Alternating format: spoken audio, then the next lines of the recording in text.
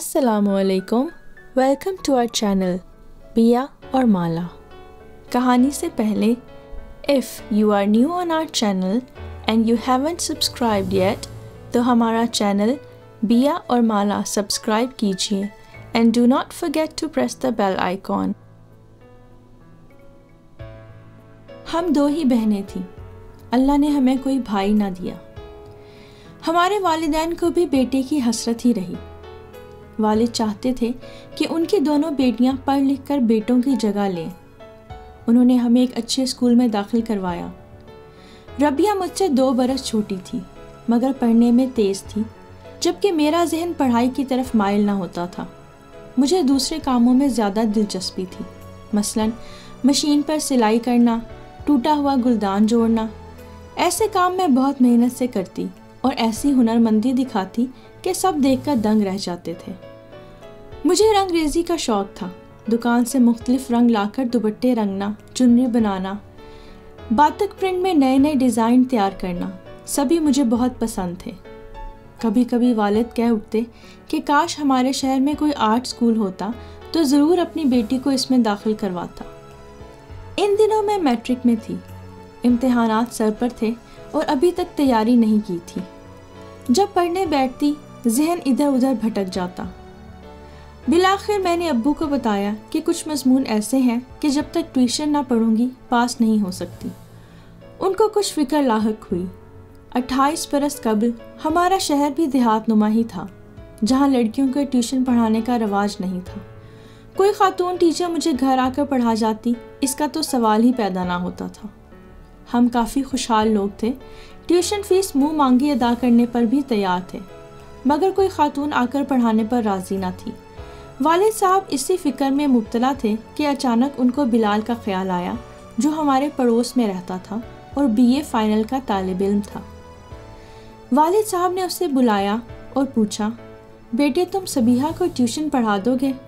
کیوں نہیں تایا جان، اس نے ادب سے نظریں جھکا کر جواب دیا، اور یوں میرے لیے ٹیوشن کا انتظام ہو گیا۔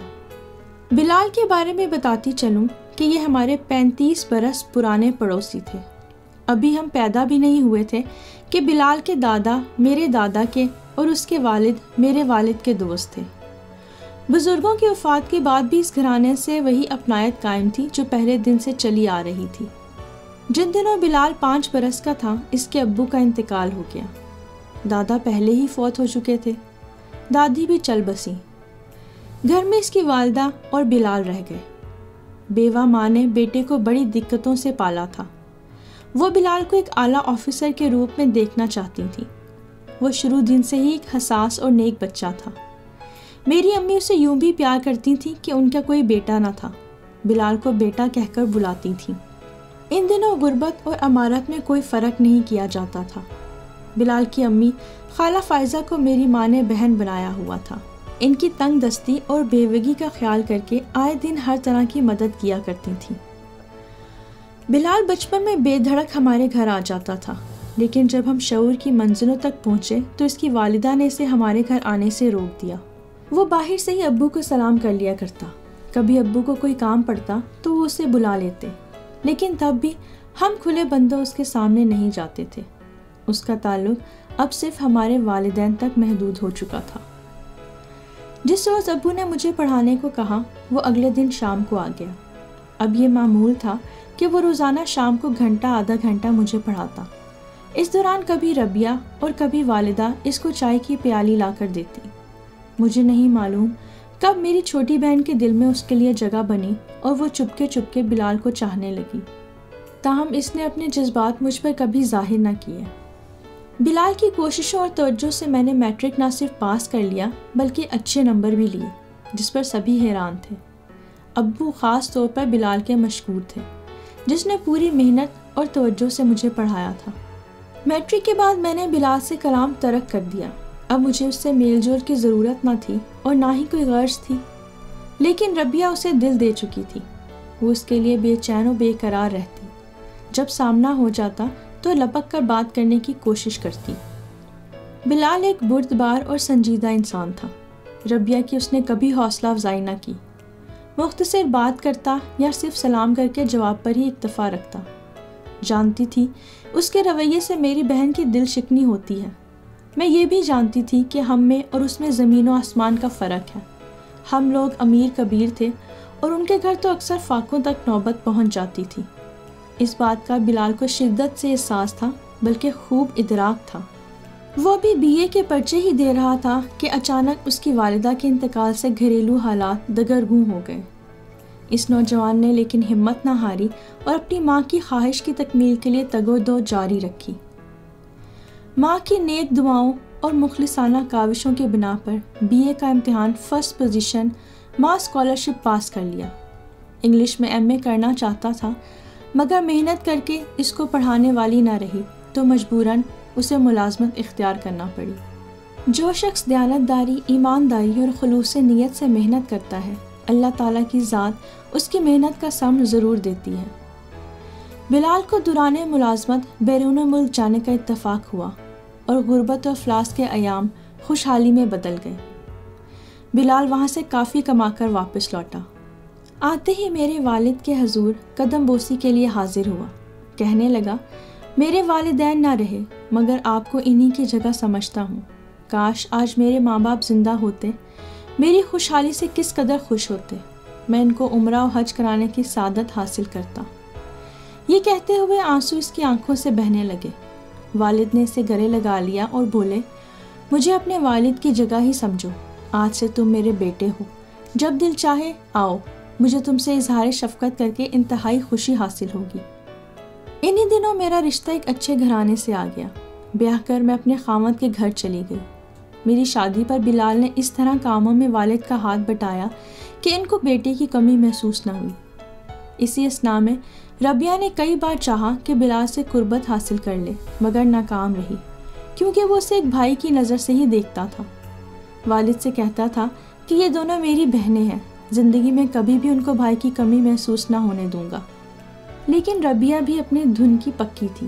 اس نے ایک روز والد صاحب کو مشورہ دیا کہ ابو جان، بیچارہ بلال اب اس دنیا میں اکیلا رہ گیا ہے، ہوٹل سے کھانا کھاتا ہوگا، کیوں نہ دوپہر کے کھانے کے وقت جب آفس سے آتا ہے تو اسے آپ کھانے کے لیے بلا لیا کریں، ایک وقت تو گھر کا کھانا کھا لے گا، باہر کے کھانے سے تو بہت جلد آدمی کا پیٹ خراب ہو جاتا ہے۔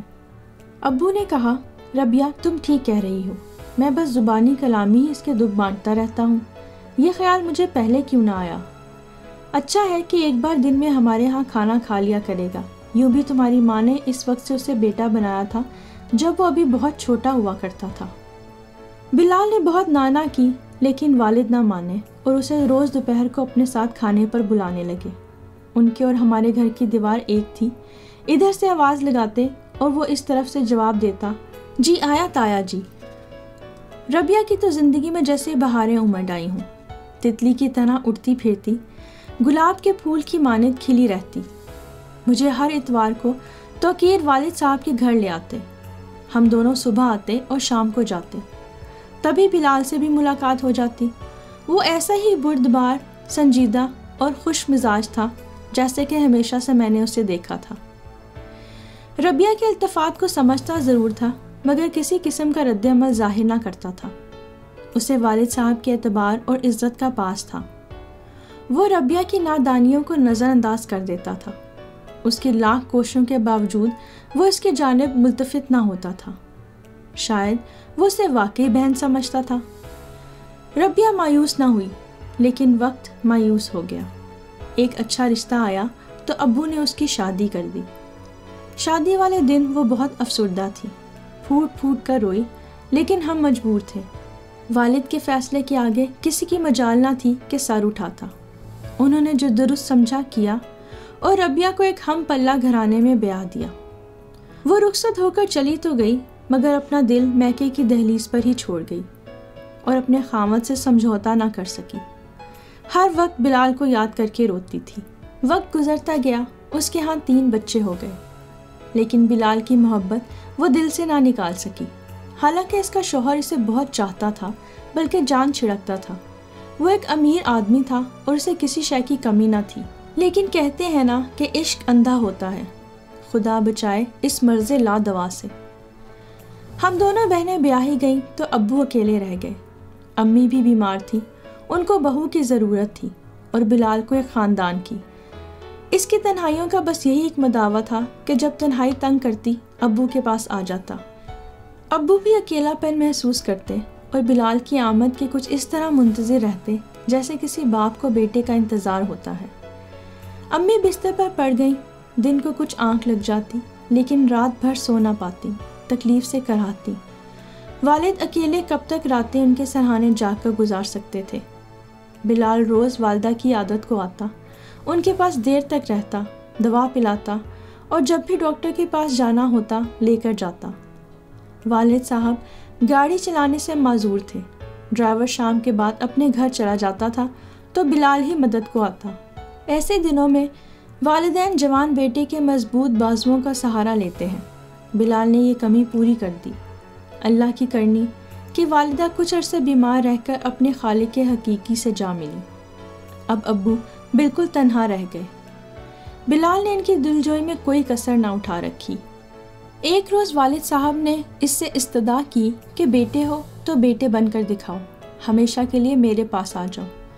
تمہارے اور ہمارے مکانات کے درمیان بس ایک ہی دیوار ہے، اسے گرا دیتے ہیں، تم اکیلے رہو گے اور نہ ہی میں۔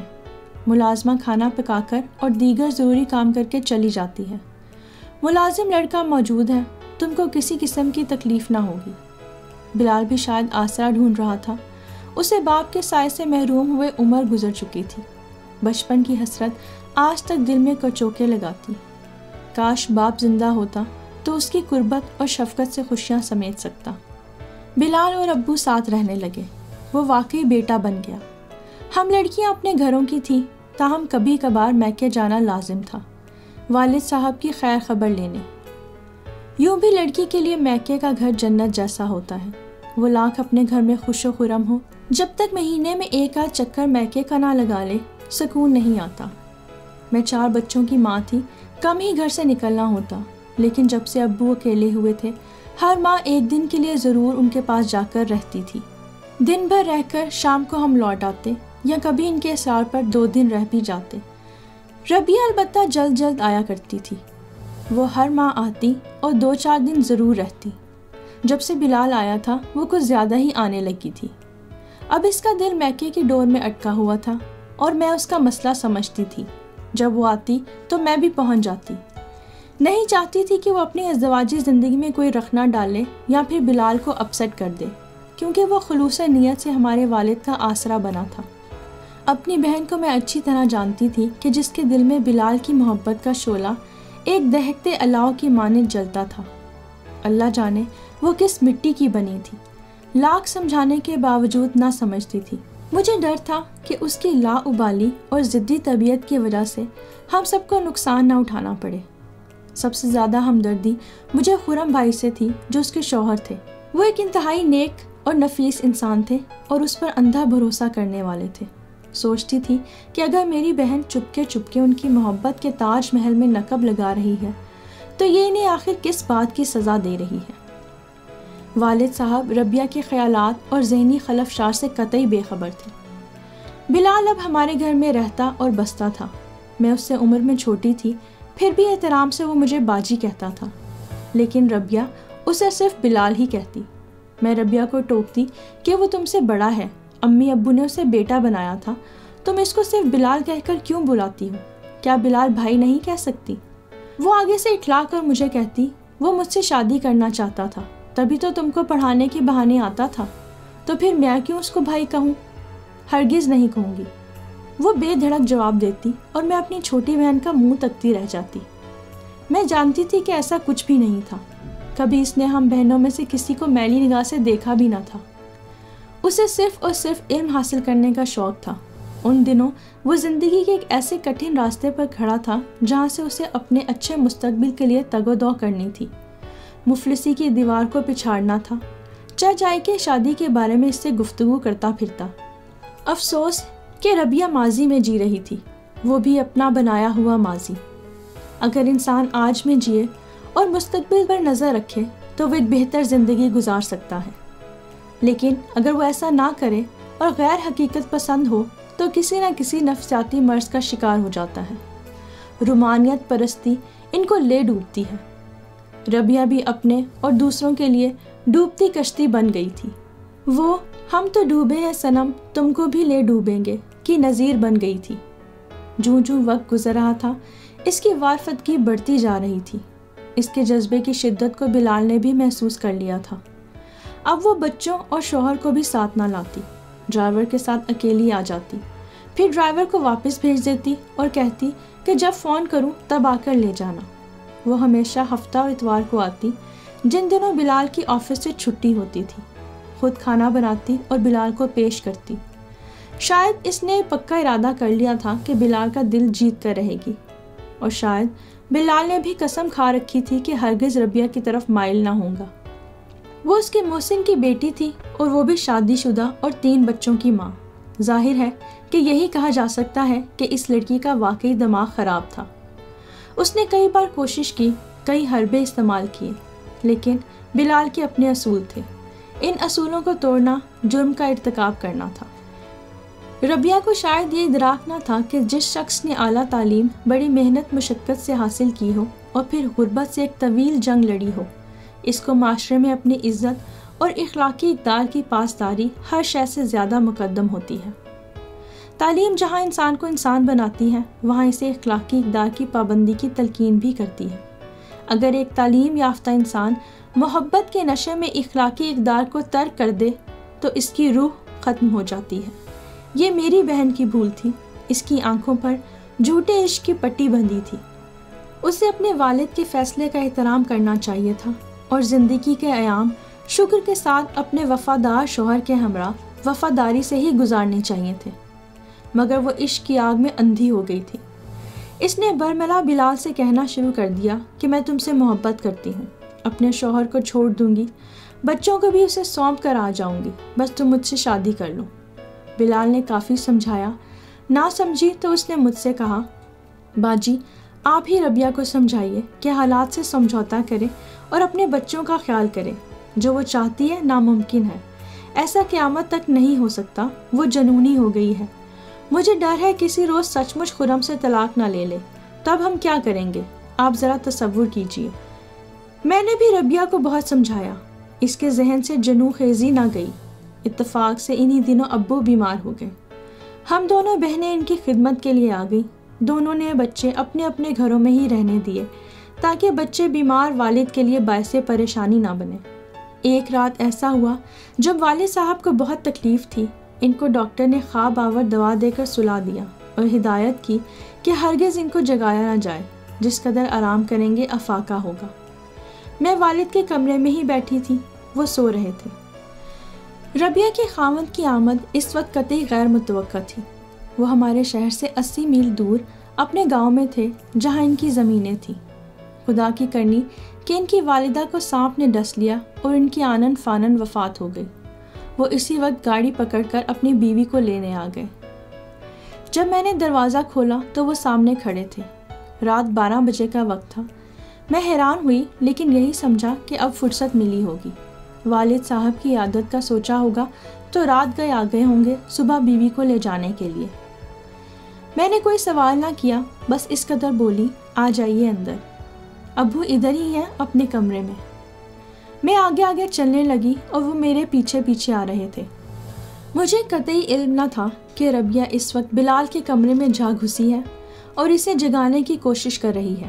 بلال کی خوابگاہ سے بیوی کی آواز سن کر خرم تیزی سے مڑے اور کمرے کی طرف چلے گئے۔ دروازے کو دھکا دیا تو وہ کھل گیا۔ ربیہ بلال پر جھکی اسے کچھ کہہ رہی تھی۔ اٹھو بھی، کیسے بنے پڑے ہو؟ کیا چاہتے ہو کہ تمہاری چاہ میں میرا دم نکل جائے؟ یہ الفاظ تھے کہ پگھلا ہوا سیسا جو میری بہنوئی کے کانوں میں پڑا۔ کمرے میں ہرے رنگ کی روشنی دینے والا 0 کا بلب جل رہا تھا۔ انہوں نے لائٹ آن کر دی۔ ربیہ بغیر دوپٹے کے موجود تھی۔ روشنی کی تیزی سے بلال ہڑبڑا کر اٹھ بیٹھا۔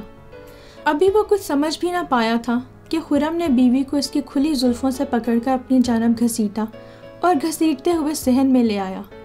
بد کردار، بد چلن، میں سوچ بھی نہ سکتا تھا کہ تمہارے ناجائز مراسم بلال کے ساتھ چلے آ رہے ہیں جس کو سب بھائی کہتے ہیں۔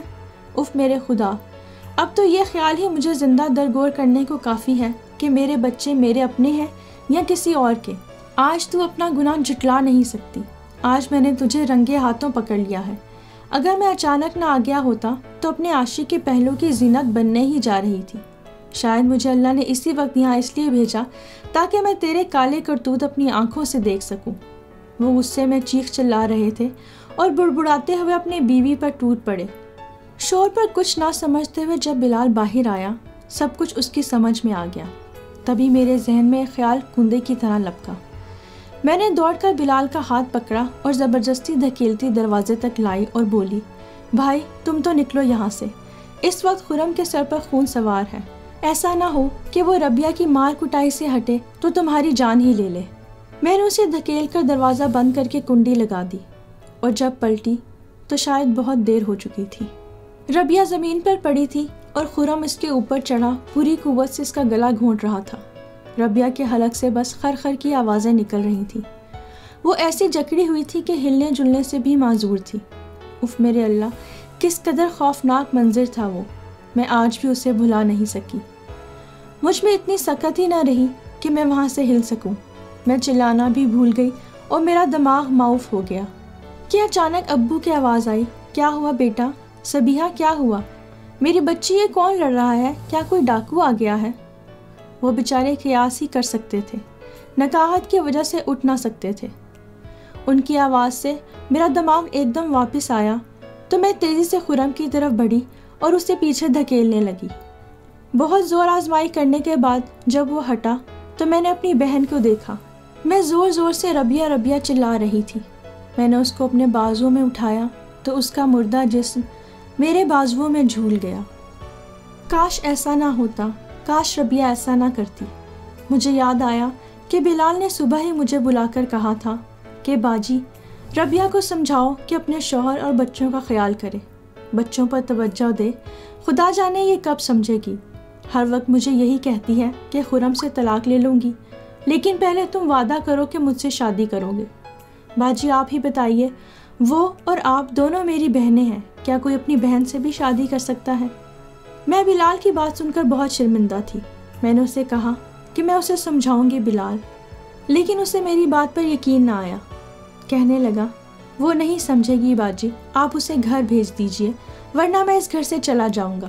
میں صرف تایا جی کی وجہ سے یہاں مجبوراً رکا ہوا ہوں کہ وہ شدید بیمار ہے، میری ان کو اشد ضرورت ہے۔ لیکن کیا خبر تھی کہ آج شب ہی یہ المناک واقعہ رونما ہو جائے گا، ورنہ اسی وقت کہہ دیتی کہ ہاں بلال، بہتر ہے کہ تم یہاں سے چلے جاؤ۔ بلال میرے بر وقت اقدام سے بچ گیا، مگر ربیہ کے عشق یک طرفہ نے بالآخر اس کی جان لے لی۔ خرم بھائی نے تھانے میں اقرار کر لیا کہ انہوں نے بیوی کو اس کے باپ کے منہ بولے بیٹے کے ساتھ آدھی رات کو اس کی خوابگاہ میں رنگے ہاتھوں پکڑ لیا تھا۔ تبھی غصے پر قابو نہ رکھ سکا اور اس کا گلا دبا کر اسے مار دیا۔ خرم بھائی جیل چلے گئے، ربیہ اپنی آخری آرام گاہ میں منو مٹی تلے جا سوئی۔ خرم کے بچے اس کی بہنوں کے پاس تھے۔ اس صدمے سے والد بس چند ہی روز جی پائے۔ میرے میکے کے گھر کو تالا لگ گیا اور بلال کے گھر کو بھی ہمیشہ کے لیے بند کر دیا گیا۔ آخری سانسوں میں ابا جی نے کہا تھا، اے کاش میں بلال پر بھروسہ نہ کرتا، پرائی اولاد کو اپنی اولاد نہ سمجھتا۔ پرائے ہمیشہ پرائے ہی ہوتے ہیں، وہ اپنے بیٹے کب بن سکتے ہیں؟ میں نے بھروسہ کیا اور اس نے میری عزت خاک میں ملا دی۔ ایسا کبھی سوچا بھی نہ تھا کہ بلال اتنا برا نکلے گا۔ میں چپکے آنسو بہاتی۔ اب میں والد کو کیسے بتاتی کہ بلال ہرگز بد کردار اور گناہگار نہ تھا، وہ ایک اچھا انسان تھا اور رشتوں کا پاس کرنے والا تھا۔ یہ تو آپ ہی کی بیٹی ربیہ تھی جس نے آپ کو، اپنے شوہر اور اپنے بچوں کو ایسا دن دکھایا، خود بھی مر گئی اور ہم کو بھی جیتے جی مار گئی۔